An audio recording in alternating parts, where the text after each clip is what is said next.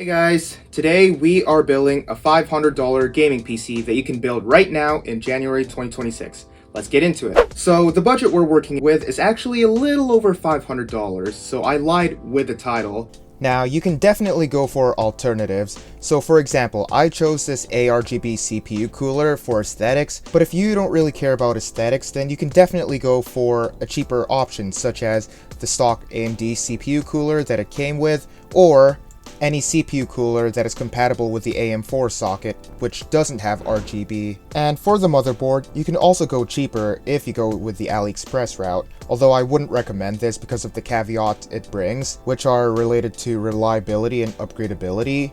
So you can go for that, although I wouldn't recommend it compared to this one, due to those two factors alone. You also have the option to pick a different case if you so choose. The reason I'm building this PC right now is because it is one of the best value for money gaming PCs that money can buy for $500, and with RAM prices increasing, right now is the best time to build this exact PC. So let's get into it. So for a GPU, I decided to go with an RTX 3060 for multiple reasons. One is its relatively inexpensive price tag, around $190 on the used market. Now, I got this thing from Facebook Marketplace, which is actually one of the websites I strongly recommend when buying a used GPU. Two is its great performance at 1080p. This thing can run any game you throw at it, even today at 1080p medium to high settings with some upscaling, getting around 60 plus FPS in most games. And number three, which is actually one of the card's most important features, is the 12GB of VRAM. Because as you guys know, since 2023, more and more games have been using over 8GB of VRAM at higher settings, so the 12GB of VRAM allows you to stay comfortable when using higher quality textures for the next few years. And lastly are the other features such as ray tracing and AV1 decoding and DX12 Ultimate support. For the power supply, I decided to go with a 650 watt power supply. So this power supply is from MSI and it is 80 plus bronze rated. So this power supply should last you about 7 to 8 years. So in case you want to upgrade your GPU, as long as it doesn't reach the 650 watt limit, then you're pretty much set. So yeah, there's that.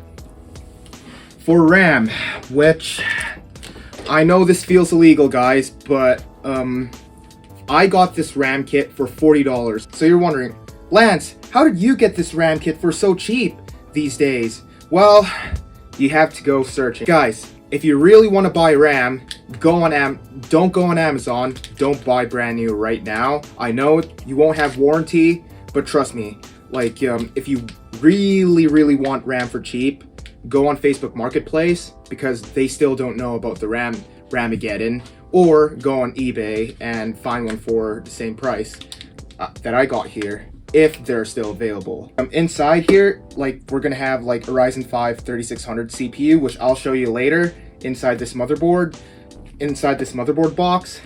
Also, for the CPU cooler, we are going with the Hyper 212 Spectrum V3. So this is a 120mm fan, and it's an RGB fan, of course. And for our motherboard, I know I'm showing the back here because if you guys want to see what's in front, it came shipped like this. Yeah, so this is the ASRock B450M Pro 4, and it's a really good motherboard. So what you get here is, so it is an older motherboard. I believe it's from 2018, but yeah, this B450M Pro 4 R2.0 has PCIe 3, so it doesn't support PCIe 4, but it's no big deal, as most cards generally perform even pretty well with PCIe Gen 3, and it also supports Gen 3 M.2 NVMe SSDs, so it is a bit slower than the Gen 4, but it still gets the job done. So by the way, the SSD that we're going to use is a Gen 3 SSD, so it goes hand in hand with this motherboard. So what do you get inside? Oh, this thing, trash. This thing we're gonna need later. So right here,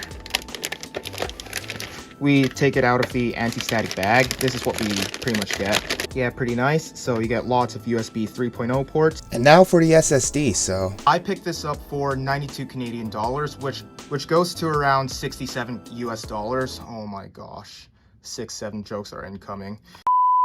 And yeah, it's pretty good SSD for the price.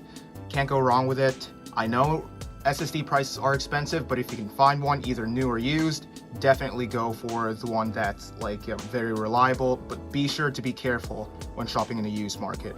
And if you're buying new, well, this is an excellent choice right here. Lastly, for the case, I decided to go with the Montech X5M in the black color, which features 3 front fans for intake and 1 rear fan for exhaust, all of which are RGB out of the box, which is pretty cool. And you also get lots of space for a triple fan GPU like our 3060 here. So overall, our budget is just a little over 500 bucks. But like I said, if you want to go cheaper, you can go for the stock AMD heatsink, or use a cheaper case, which will get you under 500 bucks. Now that we're done with the parts, let's get into the building montage.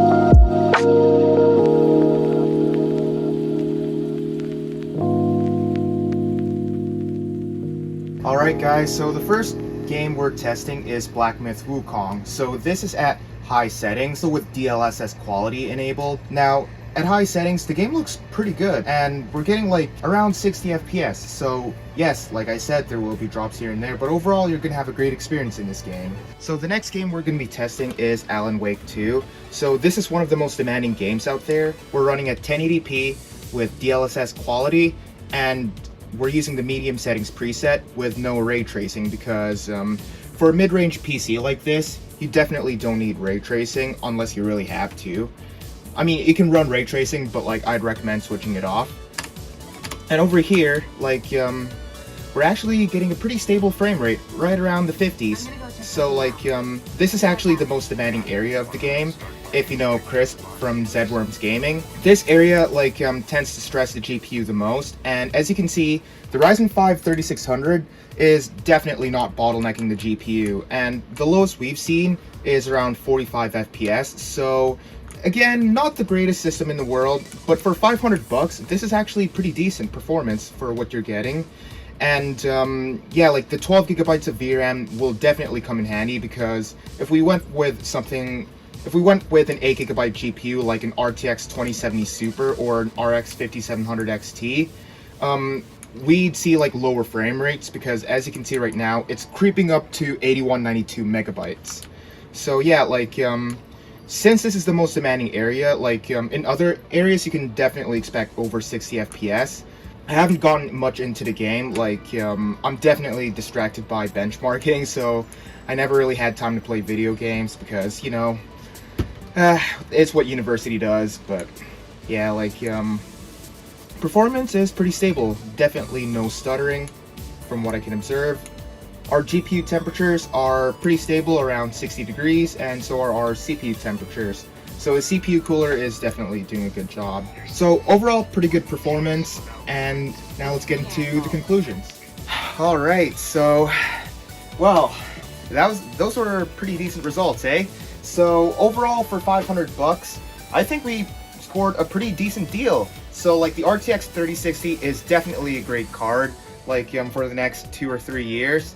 Now, like, is it the best option out there? I don't think so. You can definitely get better options like an RX 6700 XT for like $40 more if your budget can stretch for that.